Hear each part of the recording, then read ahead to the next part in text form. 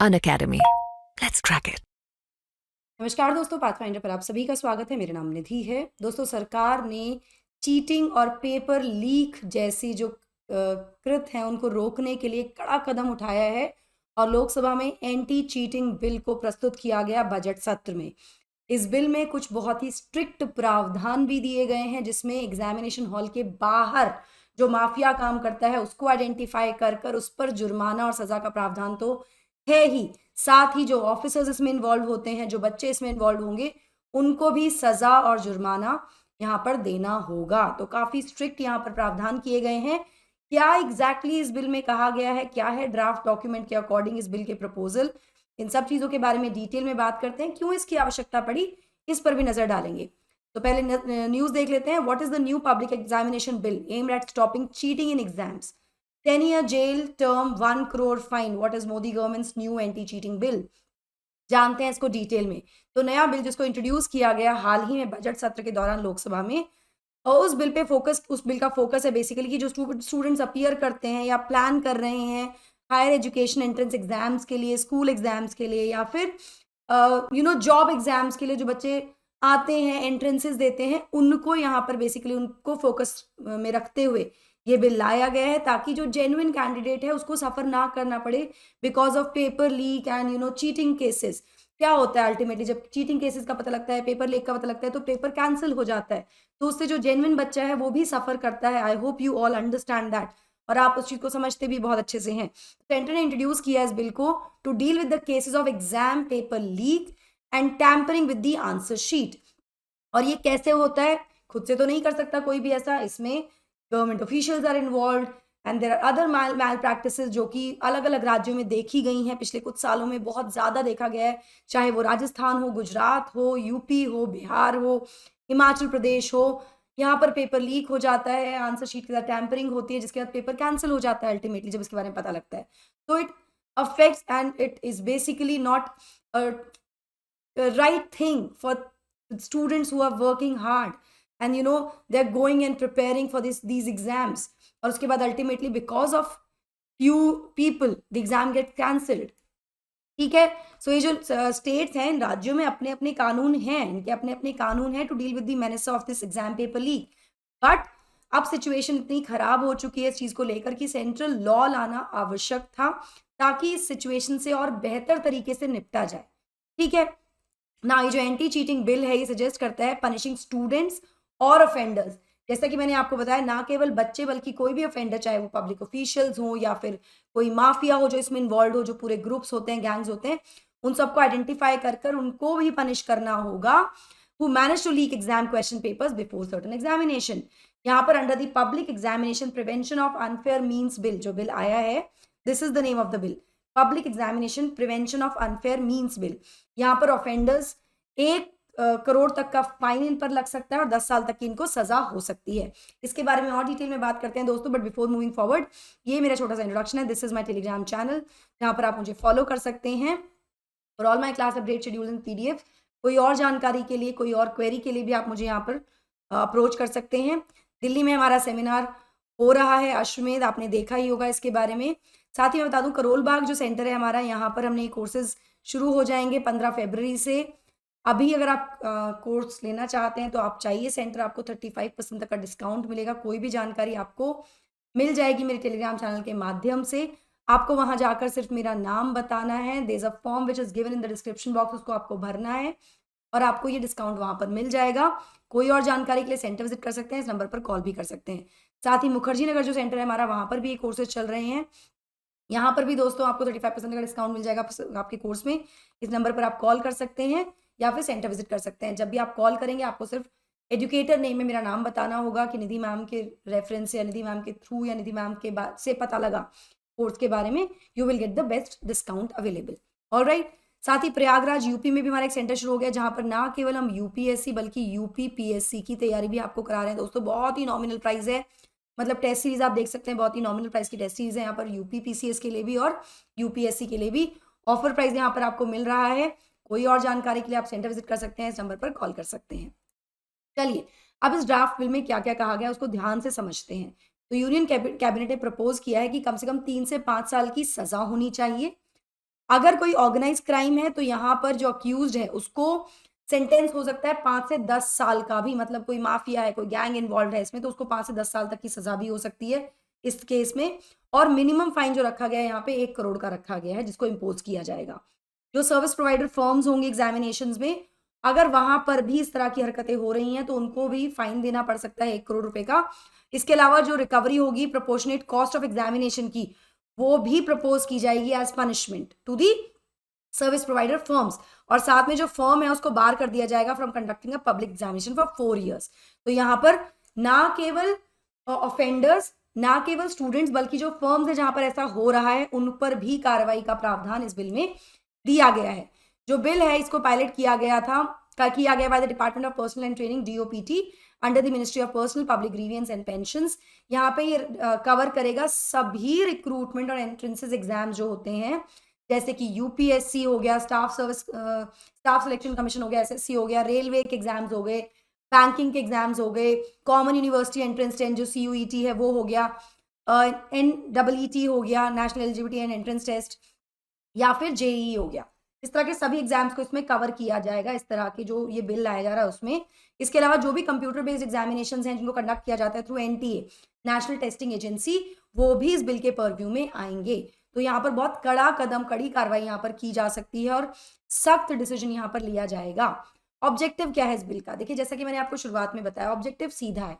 एक तो ट्रांसपेरेंसी लाना है ना, फेयरनेस लाना, क्रेडिबिलिटी बढ़ाना किसी भी एग्जाम के। बहुत बार हमने आपसी बातचीत में देखा है लोगों को कहते हुए कि पैसा चल रहा है, चीटिंग से हो जाएगा, पेपर लीक करवा लेते हैं लोग, ये होता है वो होता है, तो क्रेडिबिलिटी खत्म होती है। तो इसको वापस से रिस्टोर करना हमारे पब्लिक एग्जामिनेशन सिस्टम की, ये बहुत इंपॉर्टेंट है, ये इसका उद्देश्य है। और साथ ही जो भी यूथ, जो भी बच्चे जो सीरियस एस्पिरेंट्स है, जो मेहनत कर रहे हैं दिन रात, उनको एक तरह से रिवॉर्ड करना, फेयरली रिवॉर्ड करना कि भाई कोई भी इस तरह की हरकत नहीं होगी, अगर हरकत होगी तो सजा भी मिलेगी। तो उनको एक रीअश्योरेंस देना कि things are going to be better, और पब्लिक एग्जामिनेशन सिस्टम जो है वो सही तरीके से काम करेगा, सही तरीके से एग्जाम्स होंगे ताकि उनके फ्यूचर सिक्योर रहे, वो फ्यूचर में जिस एग्जाम के लिए जाना चाहते हैं उसके लिए वो बेधड़क जा सके। ठीक है, जो प्रपोज लेजिस्लेशन है उसमें मैंडेट किया गया है कि एक हाई लेवल टेक्निकल कमेटी को भी यहाँ पर गठित किया जाएगा जो कि रेकमेंड करेगी measures ensuring the security of the examination process. जो पूरी एग्जाम की प्रक्रिया है उसकी सिक्योरिटी को इंश्योर करने के लिए यहाँ पर एक कमेटी गठित की जाएगी, टेक्निकल कमेटी। स्पेशली जो एग्जाम जैसे इंक्रीज कर रहे हैं to they are moving to digital platform, now digitalize हो गया है बहुत कुछ और डिजिटल प्लेटफॉर्म्स के थ्रू होते हैं। तो ऐसी जगह पर भी यहाँ पर की रिकमेंडेशन जो कमेटी की तरफ से आएंगी उसमें इंक्लूडेड होंगी रोबोस्ट IT सिक्योरिटी सिस्टम, ताकि IT ब्रीच ना हो, सिक्योरिटी सिस्टम ब्रीच ना हो, उस तरह से पेपर लीक ना हो या वहां पर इस तरह की चीटिंग ना कराई जा सके। Surveillance of examination centre, very very important. Minimum standard of physical and digital infrastructure examination centres. अभी हाल ही में एक मूवी आई थी 12वीं फेल, आपने देखा था किस तरह का वहां पर सिस्टम था। तो मुझे लगता है कि शायद कहीं ना कहीं 12वीं फेल से भी इंस्पायर हुई होगी सरकार और सिस्टम को और ज्यादा सशक्त करने के लिए इस तरह का डिसीजन यहाँ लिया जा रहा है। आपको क्या लगता है मुझे कमेंट सेक्शन में बताइएगा जरूर। चलिए, अब आवश्यकता क्यों है ट्रांसपेरेंसी को इंक्रीज करने की एग्जाम सेंटर्स में? देखिए, जो ये डॉक्यूमेंट है जो ड्राफ्ट बिल का, उसमें गवर्नमेंट ने इंट्रोड्यूस किए गए हैं, मतलब पहले भी बहुत सारे रिफॉर्म्स आए हैं टू एनहांस दी ट्रांसपेरेंसी। सरकार एफर्ट डालती रहती है कि किसी तरह से जो पारदर्शिता है उसको इंश्योर किया जाए, उसको एनहांस किया जाए in the examination also for recruitment as well as admission to higher education institution. तो इस पर कोशिश की जाती रहती है। बहुत सारे स्टेट्स को एग्जाम्स कैंसिल करने पर पड़ते हैं या फिर वो डिक्लेयर नहीं कर पाते अपने result because of the unfair practices and means adopted by anti social criminal elements. मतलब I belong to Uttarakhand and trust me, हमारे यहाँ जो उत्तराखंड पब्लिक सर्विस कमीशन है उसका एग्जाम इस काइंड ऑफ पंचवर्षीय योजना। वाई? बिकॉज जब एग्जाम होता है तो कुछ ना कुछ ऐसा हो जाता है, फिर वो चीज़ डिले होती जाती है, कोर्ट केसेस चलने लगते हैं, मतलब वो लंबा चौड़ा प्रोसेस रहता है। तो इस चीज़ को कंट्रोल करने के लिए बहुत बहुत आवश्यक है इस तरह का सिस्टम लाना, इस तरह का कानून लाना। तो ये ऑब्जर्व किया गया कि ऑर्गेनाइज ग्रुप्स जो हैं या माफिया एलिमेंट जो हैं वो इस तरह के पेपर लीक मामलों में इन्वॉल्व होते हैं। आई रिमेंबर यहाँ पर आई थिंक पुलिस भर्ती का कोई पेपर था जो लीक हो गया था जिसमें बहुत बड़ा एक गैंग इन्वॉल्व था। तो it is not at a very small level. तो ये सबको कर्व करने के लिए एक सेंट्रल लेजिस्लेशन की अनिवार्यता है, आवश्यकता है। सो सरकार डेफिनेटली डिसाइड करती है कि इफेक्टिवली प्रिवेंट किया जाए और डेटर किया जाए इस तरह के एलिमेंट्स को, ताकि वो जो सीरियस कैंडिडेट्स हैं उनके फ्यूचर को या उनके करियर को जेओपर्डाइज ना कर पाएँ जो भी इस देश के यूथ हैं, एस्पायरिंग यूथ्स हैं, उनको बेसिकली एक तरह से एश्योरेंस देना यहाँ पर आवश्यकता क्यों पड़ी इस बिल की? जैसे मैं बार-बार बोल रही हूँ कि एक सेंट्रल लेजिस्लेशन की आवश्यकता है। नाउ हुआ क्या है ना, रिसेंट टाइम्स में हमने देखा है कि पेपर लीक के मामले आए हैं, राजस्थान से आए हैं, यूपी से आए हैं, बिहार, हिमाचल सब जगह से हमने देखे। तो यहाँ पर राजस्थान में तो स्पेसिफिकली ये मतलब एक इलेक्टोरल इश्यू बन गया था, चुनाव का मुद्दा बन गया था पेपर लीक का मामला, जिससे स्टेट गवर्नमेंट ने एक नया कानून बनाया इस तरह की इरेगुलरिटीज़ को हैंडल करने के लिए। तो राजस्थान असेंबली ने जुलाई 2023 में पास किया था एक बिल, जिसमें पनिशमेंट इंक्रीज़ कर दी थी for those involved in government recruitment paper leak exams from 10 years jail term to life imprisonment, 10 साल से आजीवन कारावास कर दिया था। इसी तरह गुजरात और यूपी सरकारों ने भी लास्ट ईयर इस तरह के कानून लेकर आए हैं, जहाँ पे स्ट्रिक्टर पनिशमेंट दी गई है और 1 करोड़ रुपए तक का फाइन दिया है लगेगा उन लोगों पर जो गिल्टी पाए जाएँगे इस एक्ट के अंडर। तो यहाँ पर 24वीं जो रिपोर्ट थी 7 स्टेट लॉ कमीशन की उत्तर प्रदेश में on the UP public examination prevention of unfair means paper leak and solver gang activities bill 2023, इस तरह का ये कानून लाया गया ये लाया गया था bill to sought to deal with the issue. जो ये पेपर लीक का इशू होता है, पेपर सॉल्वर गैंग है, पेपर सॉल्व करके बच्चों को देते हैं, मतलब पता नहीं क्या ही चल रहा है। तो ये सब चीज़ें हो रही हैं। तो these are few of the states I am mentioning here, Rajasthan, Gujarat, UP, this Himachal Pradesh, this Uttarakhand, as I discussed about Uttarakhand also. तो ऐसा सब जगह चल रहा है। तो अभी जो ड्राफ्ट बिल है ये हाईलाइट करता है कि भाई अभी कोई सब्सटैंटिव लॉ राष्ट्रीय स्तर पर नहीं है इस संबंध में जो डील कर सके इस तरह की अनफेयर मीन्स को जो अडॉप्ट किए जाते हैं और जो भी ऑफेंसेस कमिट किए जाते हैं, चाहे लोगों के द्वारा, चाहे ऑर्गेनाइज ग्रुप्स के द्वारा या फिर किसी और एजेंसी या ऑर्गेनाइजेशन के द्वारा, जो कि एडवर्सली इम्पैक्ट कर रही है the conduct of these public examinations जो सेंट्रल गवर्नमेंट या इसकी एजेंसीज द्वारा कंडक्ट किए जाते हैं। तो इस वजह से लाया गया। तो ये बहुत आवश्यक इम्पेरेटिव हो जाता है कि जो एलिमेंट्स हैं both with in and outside the examination system जो एक्सप्लॉइट करते हैं इन वल्नरेबिलिटीज़ को, जो प्रॉब्लम्स है, जैसे लेजिस्लेशन नहीं, कोई स्ट्रिक्ट कानून नहीं है या पकड़ नहीं पाते हैं लोग एक्सेट्रा, उनको आइडेंटिफाई करके इफेक्टिवली उनसे डील किया जाए with a way of comprehensive central legislation. एक कानून बने केंद्रीय स्तर पर और इसका स्ट्रिक्ट इम्प्लीमेंटेशन हो, स्ट्रिक्ट कार्रवाई यहाँ पर की जाए। सो एक आवश्यकता है, एक नीड है to prevent such criminal elements from playing with the lives and hopes of genuine and sincere youth who appear in these exams. So I think this bill is going to be very very effective. It is going to be, अगर ये सही तरीके से implement हुआ, loop holes इसमें नहीं हुए, तो शायद ये बहुत ऐसे एस्पायरिंग यूथ के लिए फ़ायदेमंद होगा जो दिन रात मेहनत करते हैं, दिन रात पढ़ते हैं कि वो सही तरीके से एग्ज़ाम दें और सही तरीके से पेपर कंडक्ट कराया जाए और उसका रिजल्ट सही टाइम पर है। उनके बहुत ही बेशकीमती साल बचेंगे। I think it's a very very effective way अगर ये सही तरीके से इम्प्लीमेंट होता है। तो आपको क्या लगता है इसके बारे में मुझे कमेंट सेक्शन में ज़रूर बताइएगा दोस्तों।